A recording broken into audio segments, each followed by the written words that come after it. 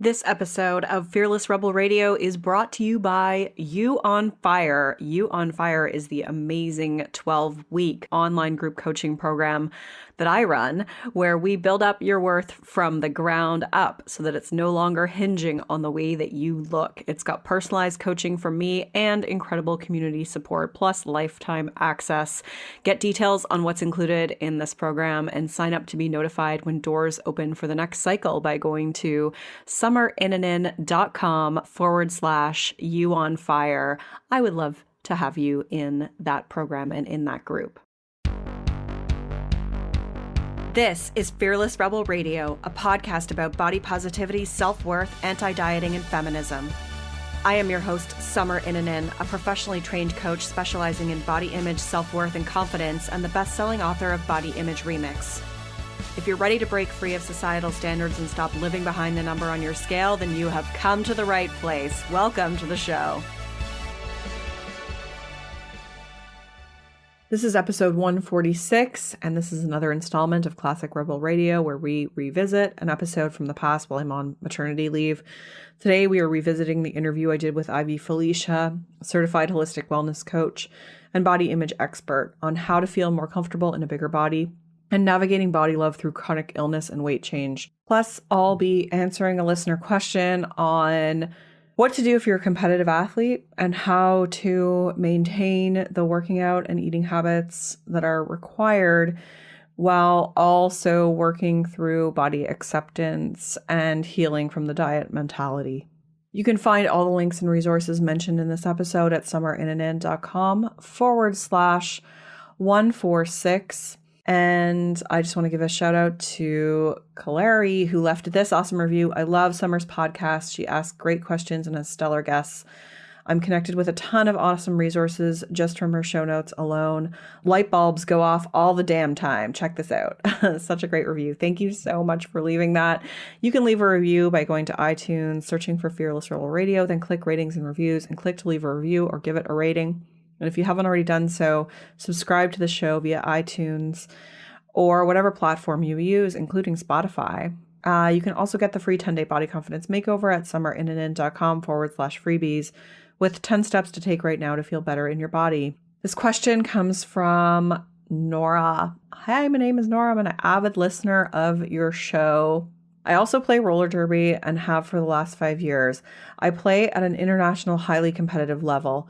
My request for you, since you do have a pretty big following in the roller derby community, is to try to help us find a happy place where we can love and accept our bodies for all the amazing work they can do while still maintaining the working out and eating habits needed to maintain a competitive edge. Is it even possible? A lot of times it feels like it isn't, and I often use food and exercise to punish myself when I feel as though I'm failing in the sport I play. Okay, this is a tough question. This is a tough situation. And before I get to my answer, I just want to say, I am really stoked that I have a big following in the roller derby community. That might be the best thing I've heard in a while. That's awesome. So what's up, all my roller derby fans?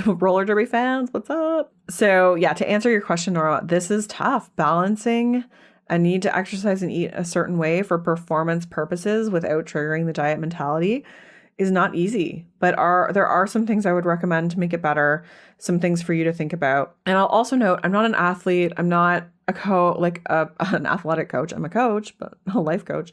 And I don't know what the demands are on a highly competitive roller derbyer. So I keep in mind that I'm coming at this from a perspective of not completely understanding your situation or the demands that are put on you. And hearing that you're competing at an international level leads me to believe that this is, you're really into this. This is like maybe your job even, or the one thing that you do, or if not that, then just like, this is very important. So it's a little different than someone asking me like, hey, I play this sport recreationally and I want to eat and work out a certain way. This would not be applicable. These answers would not necessarily be applicable. This is like, you are looking for performance because this is your jam. This is something you compete in and are really serious about. So I've got 5 things that I've come up with to suggest for you to work on and keep in mind as you go about this. So number 1, I think it's really important to recognize that punitive behaviors are never good for our health. They're never good for our well-being, and they are a reflection of diet and health culture's influence on us. So I think, whatever you're doing, you have to ask yourself, like, is it worth it? Is it worth the sacrifice to my mental health and my physical health even to be putting this pressure on myself, to be engaging in it from this punitive perspective? An Olympic athlete might have to push through exhaustion and pain, but to them it's worth it despite the possible consequences on their health. So is it worth it for you? Or is there a way for you to go easier on yourself? Can you be more gentle with yourself? And I would think that even if you are a high-performing athlete, recovery, resting, and being well-fed are all going to facilitate better for performance. You just have to kind of find that balance that works for you. But is it worth it for you to be doing, engaging in like whatever eating habits are being demanded of you if it's coming from a punitive perspective? I hope the answer is like, no, it's not worth it. And I'm willing to be more gentle on myself, which leads us to like these next few points. Number 2, so we want to heal the diet mentality. So do as much work as you can to heal the diet mentality. That means reminding yourself that you do have a choice. So even though you might have to eat certain foods from a performance perspective, you still can eat anything you want because you have that autonomy. So it's about rewiring the way you think about food. And in this episode, actually, Ivy talks about it, which is why I paired this question with this particular episode. So, for example, let's say, and I'm going to use a food intolerance in this situation, but let's say you're like, you have a gluten intolerance, and if you eat gluten, like it really gives you horrible digestive problems. You might go and think to yourself like, oh, I can't have pizza. I shouldn't have pizza. But actually you can have pizza. You just have to accept the consequences that are going to come along with it. And so it's about reinforcing that mindset of, okay, I can still have this. I'm just choosing not to right now for these reasons, whether it's because I have a food intolerance or in your circumstance for performance reasons. So it's a slight wording change, but that wording change in our minds is actually really important because you still want to be reinforcing that you can eat what you want. Food is neutral and you do have a choice. So you're just choosing not to eat that in that moment. Or maybe you are and you accept the consequences, which is totally okay.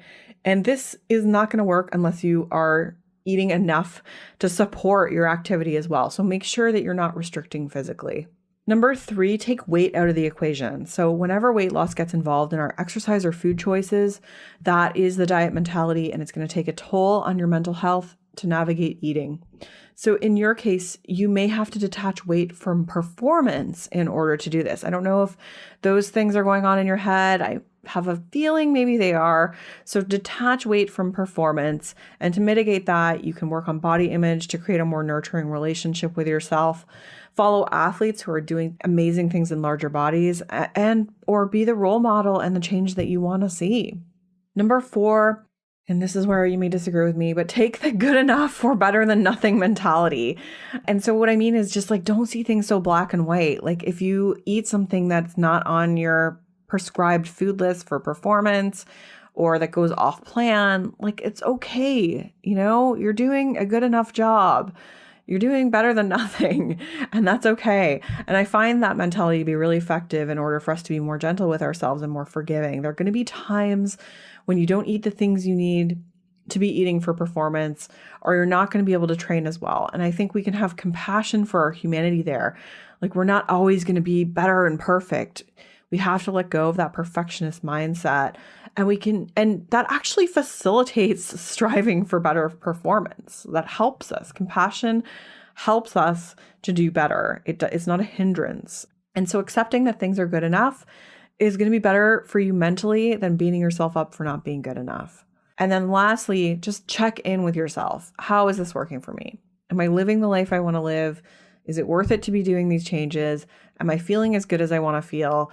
And if not, then you may have to lower the pressure and expectations on your performance in order to support your mental well-being and sustain yourself in the long haul. So this is a tough one, but I do believe it is possible. And I hope that by working through these things, specifically healing the diet mentality, really detaching weight from performance, working on your body image, and just being more gentle with yourself and having compassion for the fact that you're not going to get things perfect, will help you to be in a better place with this and not engage in those punitive behaviors. All right. Ivy talks about managing eating with chronic illness in this episode, and I think it aligns really well. So check it out. Hello, everyone. I am really excited to introduce you to today's guest. I am talking to Ivy Felicia. Ivy is a certified holistic wellness coach and body image expert with a gift for helping people of all body types to embrace body peace and self-love at any stage of life. She combines compassion and commitment to support people in developing loving relationships with their bodies at any size. Ivy uses simple strategies, mindful accountability techniques, intuitive listening, and her ongoing training to facilitate the shifts in mindset and perspective that help people achieve long-term positive changes in their relationship with their body. Her body relationship coaching work is centered on her personal experiences with barriers to body love and more than a decade of social and professional involvement in the emotional wellness and health education movements. Welcome to the show, Ivy. Thank you. Thank you so much for having me here, Summer. Yeah, I'm excited to have you here today. And before, I'm going to mention this at the end, but people can find you at memybodyandlove.com. I just want to say that now because it's really easy to remember, and in case for some reason people don't hear it at the end. So thank you. Yeah, and I would love you to start out by telling everyone a little bit more about your story. What was your relationship with your body like when you were growing up and with food, and how did you get to where you are today? Sure. Well, my body relationship, I kind of switched between saying body relationship and body journey because it's definitely been a journey. As a child, I was personally okay with my body until I started realizing that everyone around me was not. And so I was an overweight, considered, we know what that terminology is, but a larger bodied child from pretty much kindergarten on up. I've always been in a larger body or an abundant body. So, the social implications of that, of dealing with teasing and bullying and shaming and all of that started very early for me. So it actually was very much a part of the narrative of my body journey early on. And when I got into my adolescent and teen years was when it really became a lot more painful because, just being a female in society and having the pressures of beauty standards and all of those things put on us, it becomes very uncomfortable if you're in a body that's considered not acceptable by society.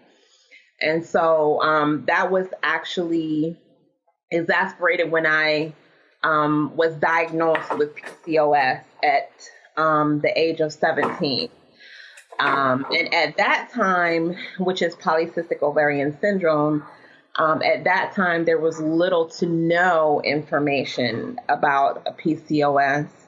But I knew that something was going. Even then, I had a connection with my body and a relationship with my body because I knew that something wasn't right, with PCOS because it does disrupt the endocrine system. I was missing my cycles for long periods of time. I was dealing with unusual body hair growth. I was dealing with extreme weight growth over a year. So it was a lot just happening all at one time. And when I went to the doctor, she just said, you have PCOS and I want to put you on birth control. And that was pretty much just the solution back then was, you have PCOS, let's throw some birth control at you, which is more hormones. And that'll bring back your period. Like that was their only goal then was to bring your period back to normal. Right. And they didn't really understand all the other things that happen to your body when you have PCOS. And so I was pretty much left to fend through those things on my own as a teenager, a young woman trying to figure it all out. It was a lot. And so, the low self-esteem, the body shame, the frustration with my body started very early in my early teenage years, right around PCOS. And that really affected how I navigated the world. And by that, I mean, it affected how I dated as a young woman. It affected what I thought I was worthy of when it came to romantic relationships. It even affected, how I performed in college. And, I didn't want to be seen. I didn't want to be out front. I just wanted to kind of disappear. Wow. Because, I just felt so bad about my body, and that translated to me feeling bad about myself. Mm-hmm. So, fast forward, that was pretty much my narrative for my 20s. And I went back and forth to doctors. And, if anyone's listening and they've experienced any type of chronic illness, how going back and forth to doctors can make you feel about your body, especially when, the doctors can't figure it out. You just want an answer. They're telling you to do all these different things, and it's not making a difference. You feel bad physically, mentally, emotionally, spiritually. It really does have an effect on every part of who you are. So by the time I got to my early 30s, I was pretty much at my wit's end with my body. And, I just really said a prayer, and I was like, okay, I don't know what to do. And I came across a holistic doctor, and she was the first person to address me as a whole person rather than just my weight. And rather than just my problems, she really talked about my emotions and my spirit and, Ivy as a person. And that was the first time that someone in the medical field had done, or the health field had done that for me. And that's really where my passion for body relationship and helping people learn to be at peace with their bodies, it was born in that experience. Mm-hmm. Wow. That sounds like a lot of stuff that you had to go through, and especially with the medical condition on top of already feeling uncomfortable in your body. That must have been really challenging. Yeah, because if you're dealing with, PCOS quite often shows up as if you have, it triggers insulin resistance in a lot of women, which triggers, the fight with weight gain and all of that. So if you're navigating the world in a larger body, plus you're living with a chronic illness, it can really make your relationship with your body challenging. And, it's hard to just live a normal life, much less be confident in your body. That's a whole different level. That's a whole different level of challenge. So, yeah, it was definitely a unique journey to getting to body confidence. Yeah. And so what's your relationship with your body like now? I really can say, Summer, that I am in a place of peace with my body, and I really do love my body, and I describe it as body relationship, which is why I'm the body relationship coach, because I really regard it as like a romantic relationship. When you have a partner, there are some good days, there are some bad days, there are some days where my body and I, we're on great terms. And then there's some days where I'm like, you know what? I'm not really feeling you today. So I have to be honest, because I think I think sometimes, particularly in the body positive community, people may misinterpret our message and think that body love means you always feel great about your body. Mm-hmm. But even in a relationship, if you're with a partner, you don't always feel great about your partner, but you love them. It's the same way with your body. That's what I believe. I love that, using that as a metaphor for this, because initially when you said treat it as a relationship, my mind kind of went to that honeymoon phase of a relationship where it's everything's amazing and everything's exciting. But that's not what you were saying. You expanded on that and said, it's almost like a long marriage, where there are the ups and downs and like the good days and the bad days. And I think that's a wonderful way to describe it to people, to really help them understand that it's like any relationship that we have in our life, in that there's going to be challenges and there's going to be times when things are just really smooth and going well, and then everything gets disrupted and you have to manage it and work on it.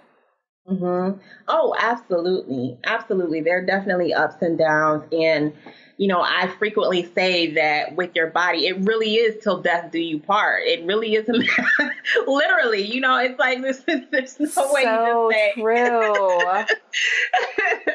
You're in this for life. So, and I really got to that point, especially with having a chronic illness. And I said, okay, look, we can be at war with each other for the rest of this journey, or we can find a way to, to live together in peace. And that's really where the concept for me, fully believing in body peace, because sometimes you might not always be at the space of loving your body, but I truly believe that you can be at peace with your body in any stage, because it's a choice.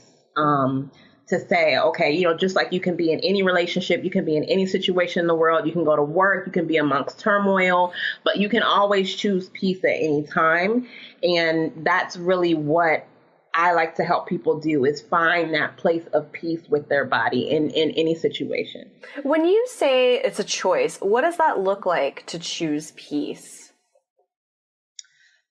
For me, I can say for me to choose peace is that it's a series of different steps that you can do. And it all depends on where you are with your body. But it's really deciding that you're not going to allow yourself to be overwhelmed with the toxic energy or the negative thoughts about your body.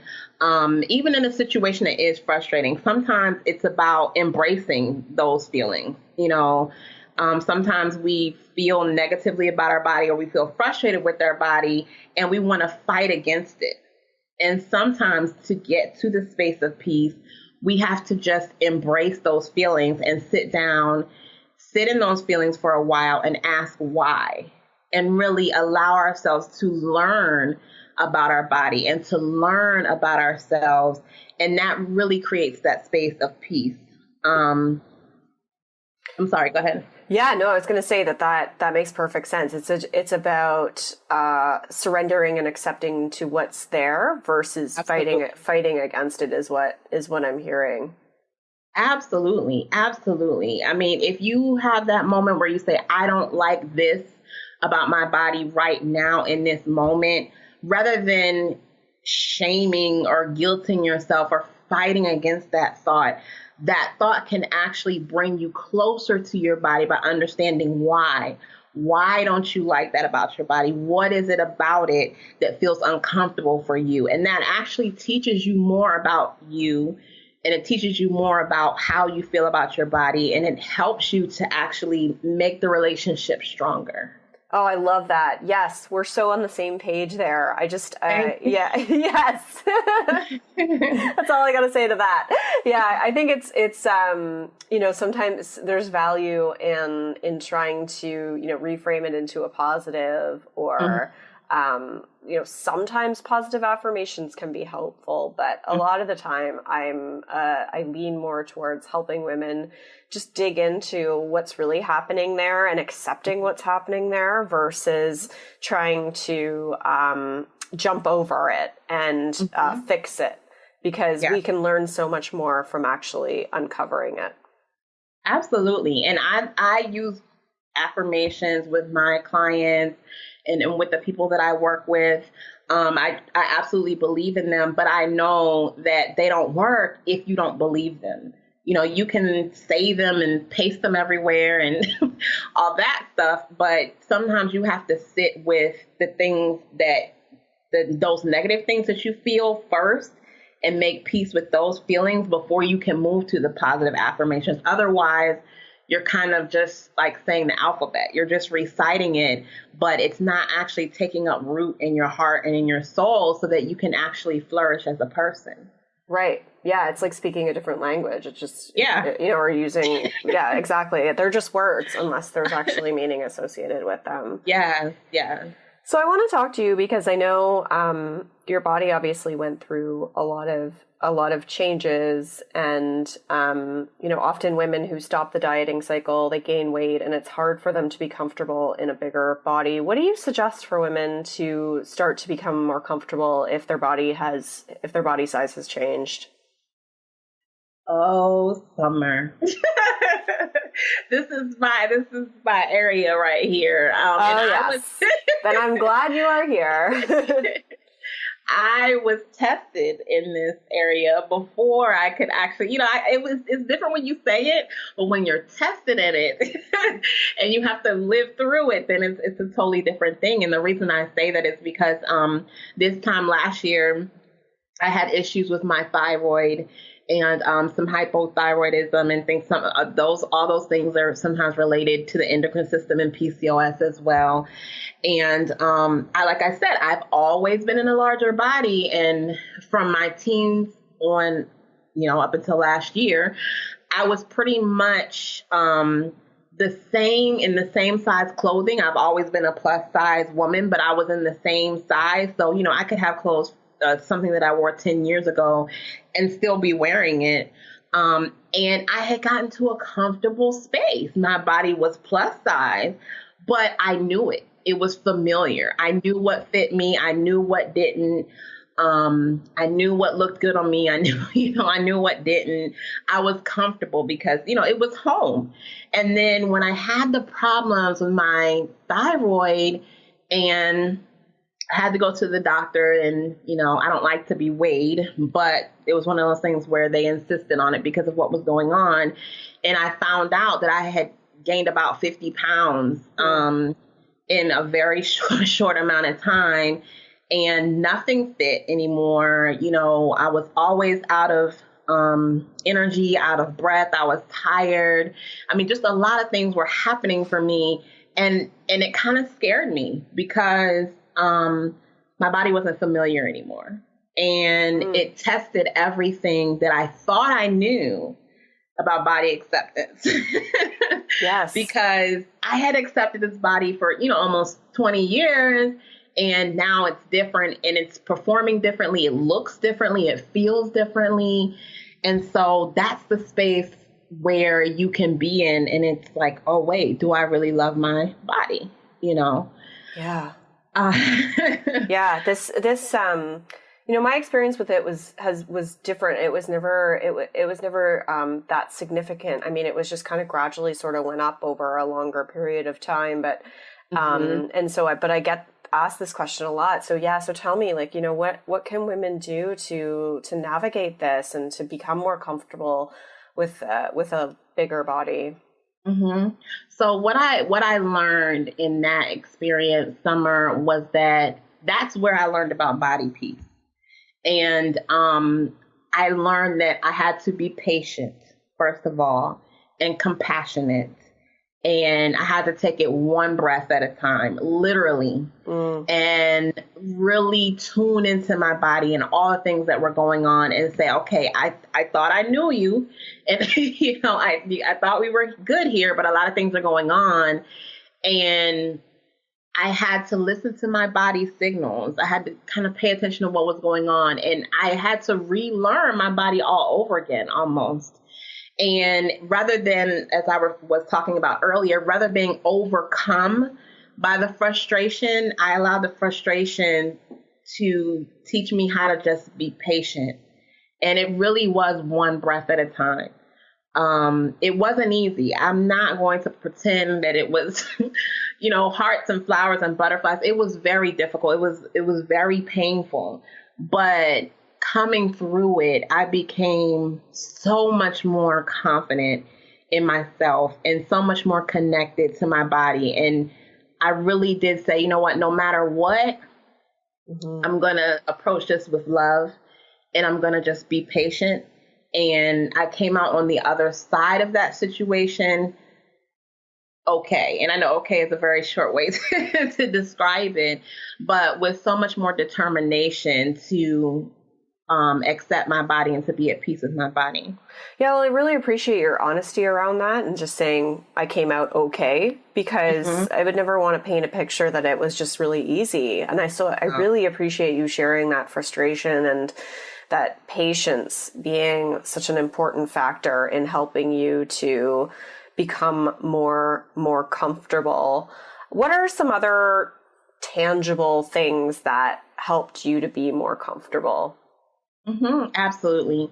I definitely had to incorporate a lot of self-care. And for me, self-care showed up as taking the time to listen to my body signals. For example, when I was tired, whether or not I was used to being tired that quickly and that often, when I was tired, that meant that I had to sit down or lay down or rest or whatever. I incorporated more time of, okay, let's do meditation and things like that. I definitely did more behaviors that would help me to alleviate the stress of what was going on with my body and just to ground me and reconnect me with my body. So I would say to any woman who's living with a chronic illness or going through a major shift in their body, the number one thing is to be compassionate with your body and with yourself. Your body is not against you. And I think sometimes we think that and we feel that, especially with all this going on. But in spite of all the changes that are happening, our body really is still working to keep us alive the best way that it can under the given circumstances. And sometimes it takes just sitting down and I say giving body thanks, reconnecting with your body in a loving way. Those practices will help you navigate that space. Yeah, because what I'm hearing from you is that you didn't fight it. So I think a lot of times the first inclination is, well, I better really, push myself and go and exercise more or try and diet to try and manage this. And obviously, we don't necessarily have control over our weight, and we know how damaging diets are and over exercising, especially through a chronic illness when your body is telling you to rest. So I love that, when you said self-care, it was really around self-care to help you manage that frustration and come to a better place of patience and peace and compassion with it. Yes, and to relearn my body. And that's something I would definitely say to any person who's listening, is that when you're going through a body shift, you have to relearn your body, because your body's not how it was before. It's constantly changing anyway. But if you're going through a major change in your body, there's things you need to learn, whether you weigh more or less. So, your nutrition is changing, maybe your fitness is changing, the amount of energy you have changes, the clothes that you were able to fit might change. You really do have to be patient in learning your body again. And that's a whole different level of body acceptance, because it's not the same body that it was. Yeah, that's not easy, but it's absolutely possible. And when your body changed, was it physically uncomfortable for you? That's another question I often get, is that, I'm physically uncomfortable now. And how do I make myself physically comfortable without forcibly trying to change my weight?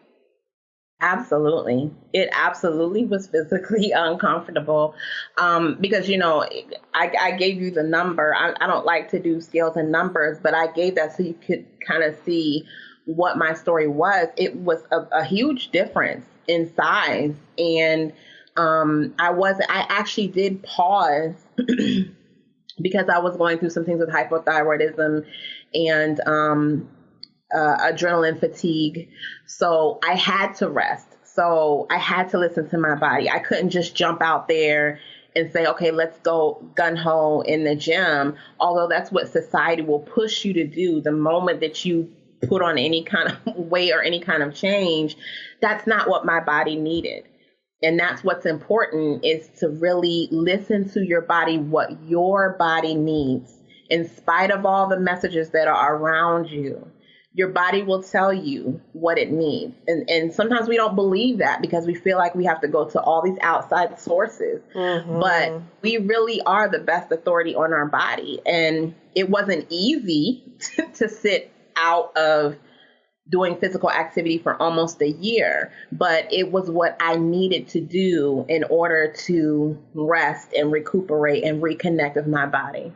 Yeah, that's so hard, like you said. And I think especially with the medical system, you mentioned earlier that they try to just treat your body and not your whole, not your whole being. Mm-hmm. What is your advice for women who are trying to navigate the medical system that's been failing them? I know you mentioned that it was really frustrating to you and that impacted your relationship to your body. What advice do you have? Well, definitely what I would say is don't allow anybody to guilt you or shame you or force you into anything. It's easy because people are professionals and sometimes we can kind of just fall into the practice of assuming that they know everything and they know what's best for us. I'm definitely an advocate of visiting your health professional, visiting your doctor, taking their advice, listening to their information, and then sitting down with it and really thinking about, okay, what works best for me? What feels best for me? Some of it you can keep, some of it you can't. That's not really something that's all across the board, that's the same across the board. I think that's really that's the work that I do with some of my clients, is really helping them learn how to listen to their body, how to listen to their own intuition and their inner voice when it comes to those things. But definitely don't allow someone to shame you into doing anything with your body. And a lot of times health professionals, doctors and things like that, they're not intentionally trying to cause damage, but they are part of a social belief system that's sometimes contrary to body positivity. Mm-hmm. And they've been taught that. It's been handed down to them. And so they actually preach that message that's been given to them. And so sometimes they need enlightenment. I definitely wasn't afraid to speak up to, and I'm still not afraid to speak up to my doctor and say, I don't agree with that, or I don't believe in that, or, I don't want to be weighed, or I don't want you to tell me the numbers. I don't want you to treat just my weight. Tell me more about the other options. Don't just give me a prescription. What else can I do? And my doctor's to the point where she knows, okay, well, I know you don't want this. I know you exactly, because she's learned what it is that I do and don't want for my body. So I've kind of taught her how to treat my body as well. That's really great. Those are such great pieces of advice, because it's hard to stand up to a doctor because you just assume that they know everything and they're generally rushing you through. And I've had bad experiences with doctors too, where I've just always left feeling terrible and that wasn't helpful at all. And what I found sometimes, when I've tried to explain something to a doctor, well, that doesn't work for me, or especially if it's contrary to what I've been taught or learned on a particular subject, it's hard. It's really hard to stand up for yourself in that moment. Yeah. Yeah. It's not easy. It is. Yeah. And that doesn't come overnight either, because, like I said in my story, look at how many years I went back and forth to the doctors, and kind of let them push me and pull me. But from the beginning, there were certain things that I knew I didn't want, but my confidence built as I became more confident in my body and my body relationship strengthened. I was more comfortable with being an advocate for my own body. Mm. Yeah. Yeah, it's almost like you have to step outside of yourself and pretend you're advocating for somebody else. I feel like that would be easier. I feel like it's always easier to stand up for a friend or something than it is for yourself. Yeah, absolutely. It is. And they don't, you don't have to, like you said, you wouldn't let someone talk to your friend or your child or anyone that you love and bully them around. So don't let someone do that about your body, even if they're a professional. Mm-hmm. Yeah, exactly. Yeah. So let's talk about PCOS, because I know that that's a subject that you are really passionate about. And I know you mentioned to me that, is it September that's PCOS Awareness Month, or is it October? Yeah. September. Okay. So talk about a little bit more about it. Like what kind of impact does that have on the body? And I know there's a lot of women who have it that listen to this or that have other hormonal issues. What are some ways that they can find acceptance and peace with that? Absolutely. And thank you so much for bringing up the conversation, because PCOS does affect, the numbers are 1 in 10. Those are the women that know and have been diagnosed. So it affects a large amount of women across the world. And like I said, it is an endocrine disorder. So the thing about PCOS is that it shows up in every single woman differently. And so a lot of times that makes it difficult for doctors to diagnose. It makes it difficult for them to treat. And then it also makes it difficult for women to know that they have it and therefore maybe partner with other women, because it's one of those conversations where I think I have it, but I don't know, maybe I do. So, if anyone's listening and you have PCOS or any type of chronic illness and you're kind of at that point where you're not really sure if you have it or what to do, I get it. I've been there before.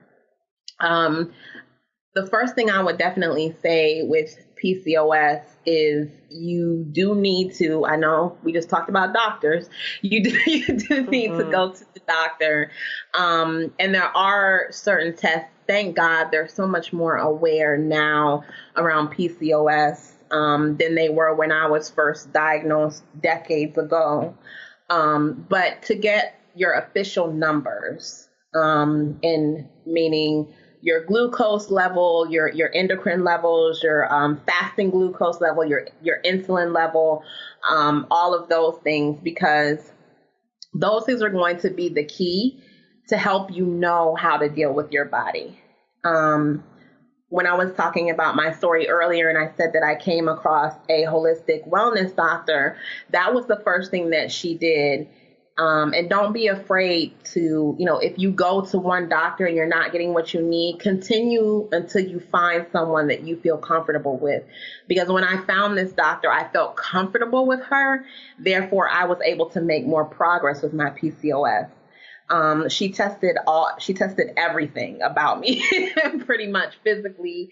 And because she was an integrative doctor and a holistic doctor, she also tested my energy levels and she's into Chinese medicine and all of those things as well.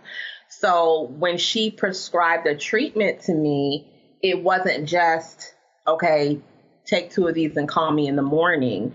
It was a holistic approach, which was, make sure that you get enough rest. Make sure that, you have a support system around you, that you have a support group around you.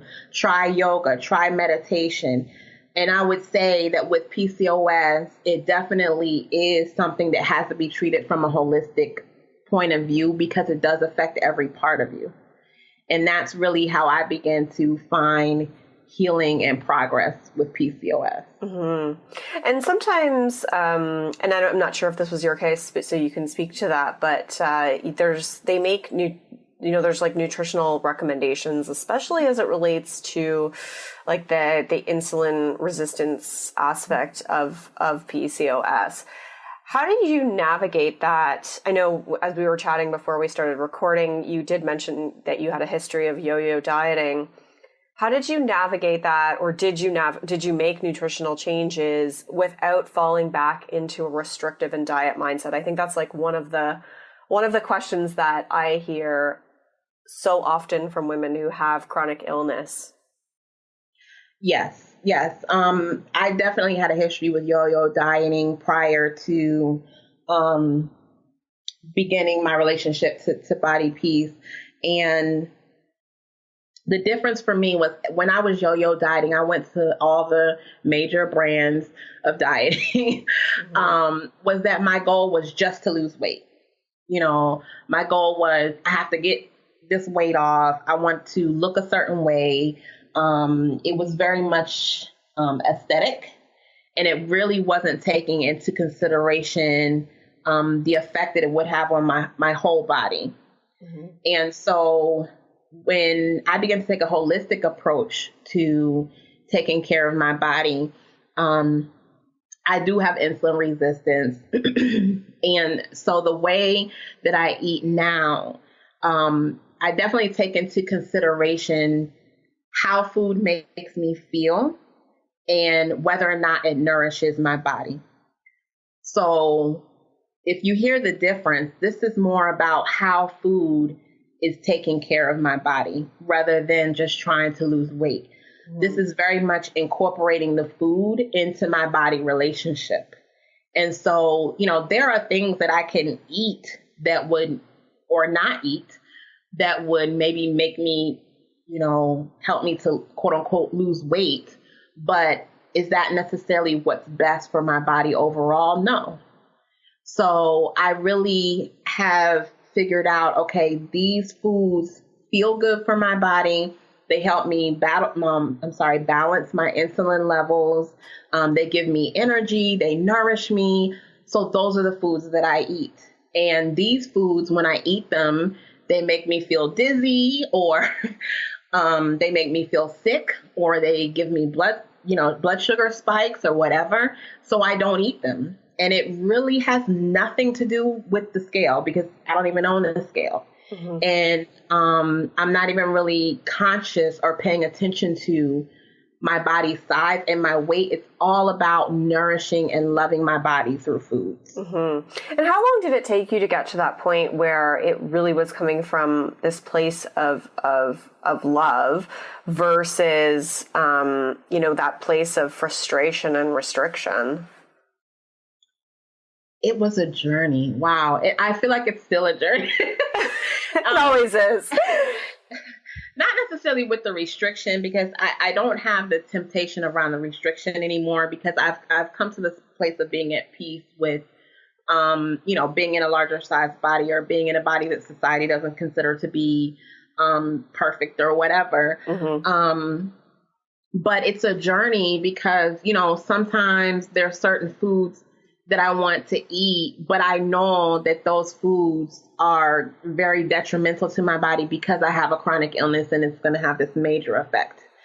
And so it's not food restriction for me. It's just really eating from a place of love. So it's a constant journey, just figuring out sometimes what those foods are. Because you don't eat the same thing all the time every day. So it's always a journey of saying, oh no, that didn't work. I know not to do that. And just, like I said, being compassionate and patient and saying, okay, I ate that yesterday and that really made me feel like crap. I know not to eat that again. I ate this today. I felt really good. And I know that, hey, this is a good food for me. And it has nothing to do with social labels for me, because it can be a cupcake, an apple, or an orange. It doesn't really matter what society thinks. It's what works for my body. Yeah, that's it's such a huge distinction between that didn't make me feel good versus I did something bad, or I'm a bad person, and it's so much in how we just speak to ourselves and the, the self-talk that's happening as we eat. Yes. Like, for example, if you don't mind me sharing this, for example, I had to learn that if I want to eat a cupcake on an empty stomach doesn't work for me, because that sugar goes straight to my bloodstream and it causes a sugar spike for all the things that go on in my body. But a cupcake after dinner works great. I don't have any problems. So I can still have my cupcake. I just had to figure out what my body likes and what feels good for me. And that happened over time, trial and error, the patience. It wasn't something that anyone could just say, Ivy, you should never have cupcakes. I had to learn how it worked best for me. That's so cool that you say that. And I'm the total opposite, just to offer a different perspective, is that I do a lot better if I eat, I love ice cream, right? So I'll eat it at it's like my happy hour. I'm like 3 p.m., let's ice cream, or if I'm going to have a piece of cake, it's usually I'll do it in the mid-afternoon, because then on an empty stomach, more of an empty stomach, I just enjoy it. That works better in my body than if I have it after dinner. Because if I have it after dinner, I will not sleep. I will be up all night. So I just wanted to offer that other perspective to show that it is really about knowing yourself and your own body, and why what works for me would not work for you, and vice versa. Yes. And that's what it's about, right? That this is what we're saying after all the other words that we said in this in this interview, is that you really have to learn your body and what works for you, and no two bodies are the same. And that's the beautiful part about it. Yeah, so good. And so talk to me about how you work with women. How do you help women today? Sure, absolutely. Well, I love the work that I do. I work with women of all body types, shapes and sizes, and I really help people who are ready to be in a space of body peace with their body, the body peace that I've talked about today. Most of the women who come to me do have some form of either chronic illness or body change that they're going through at the time, and they want support in navigating that. And so what I do, because I do have a certified holistic wellness coaching, I have a body positive perspective on that. So I use a combination of holistic wellness and self-care to really help women learn how to embrace their bodies, tune into their bodies, learn their intuitive voice, so that they really can get to the space of what you and I just described, where they know what's best for their body. And it's amazing how that helps the people that I work with feel confident about their bodies and get to a place of body acceptance. Because when you know your body and when you're at peace with your body, you can definitely learn to love your body and be body confident. Amazing. So good. And as we wrap things up here, I always ask my guests, what is the most fearless thing that you have done? Oh, wow. You should have told me that one ahead of time. I love putting people on the spot with it, though. Wow. I know.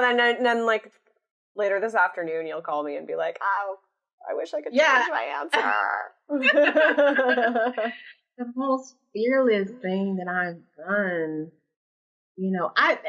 I'm not just saying this just to be saying this, but I feel that becoming a body relationship coach is the most fearless thing that I've done. Yeah.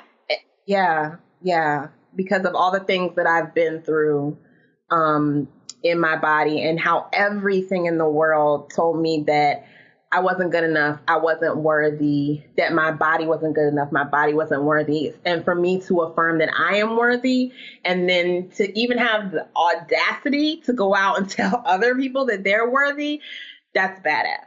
That is. I was just going to say, that is so badass. It is, but it's such an inspiration to other women who are listening to this, who are feeling defeated or feeling like, the system is letting them down and society is letting them down, that you can get through it, and you can become stronger and more resilient because of it.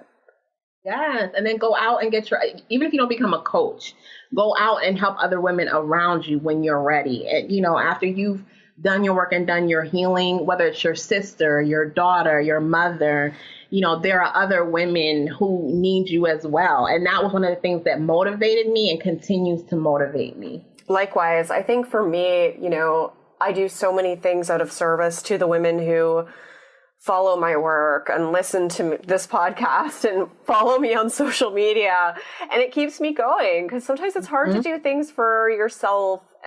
But when you can do it for a greater good, like a bigger purpose, to really help make cultural change, it makes it feel a lot more powerful. It gives you a lot more strength to be able to follow through and do the things you want to do. Hell yeah, we have to change this world. It can't be how it was when, in my story, I'm like, I can't leave the world how it was when I got here. It has to be different when I leave. Yeah, do you feel like it's shifting? I do. Absolutely. I'm excited. Yeah, I think so too. I think social media has been, it's bad for diet culture, good for body positivity, and hopefully this one force will win over the other eventually. Yeah. That's awesome. Well, where can people find more of you? Sure. They can go to memybodyandlove.com and they can read more about my story. I have blog posts there. They can also learn how to work with me if that's something that they're interested in. I do offer the body relationship breakthrough session, which is a session for people who want to just try it out with me, see how it feels, and see if they like to work with me. And I also have a gift that I'm giving away, and I believe you're posting that for them.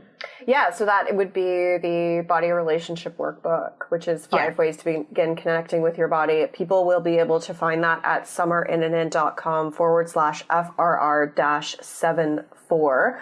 So Fearless Rebel Radio episode 74. You will be able to find the link in the show notes there. And you're also on social media as I am Ivy Felicia. Yes. Great. Thank you so much for being here, Ivy. It was awesome. I'm so happy that we connected and that we were able to record this interview today. Thank you for inviting me, Summer. I love the space that you have created, and I love what you're doing. Thank you so much. Rock on. Such great stuff there. I always love chatting with Ivy. You can find the links and resources mentioned in this episode at summerinnanen.com/146. And I'll be back in a couple of weeks with another classic episode. Rock on. I'm Summer Innanen, and I want to thank you for listening today. You can follow me on Instagram, Facebook, and Twitter at Summer Innanen. If you haven't yet, go to Apple Podcasts and subscribe, rate, and review this show. I would be so grateful. Until next time, rock on.